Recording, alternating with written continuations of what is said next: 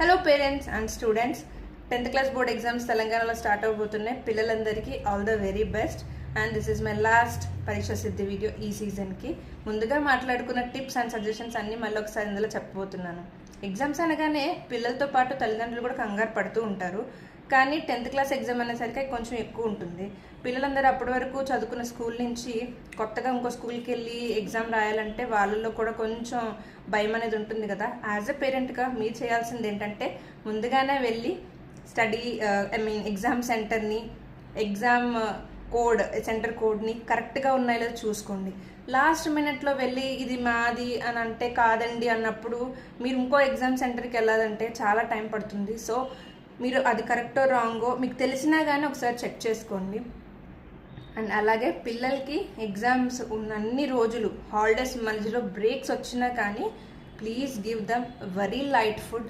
Oil food అస్సలు వద్దు. Stomach upset అయిందంటే ఎగ్జామ్ ముందు చాలా కష్టమవుతుంది.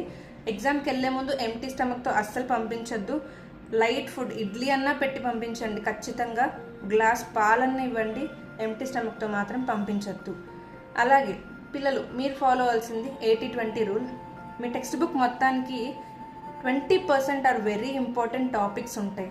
అవేంటో మళ్ళీ ఒకసారి చూసుకొని ప్రీవియస్ పేపర్స్తో కంపేర్ చేసుకొని అవి ఎక్కువ చదవడానికి ప్రయత్నించండి. ఇప్పుడు కొత్త టాపిక్స్ జోలికి వెళ్ళొద్దు. అలాగే పొమెడోరో ప్రిన్సిపల్ కూడా ఫాలో అవ్వండి. Take 5 minutes break after 25 minutes.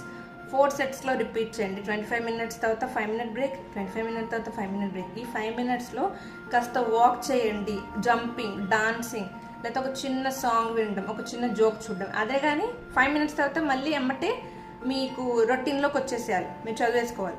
So ఇది కనుక ఖచ్చితంగా ఫాలో అయితే పక్కా మీకు 80% గ్యారంటీ.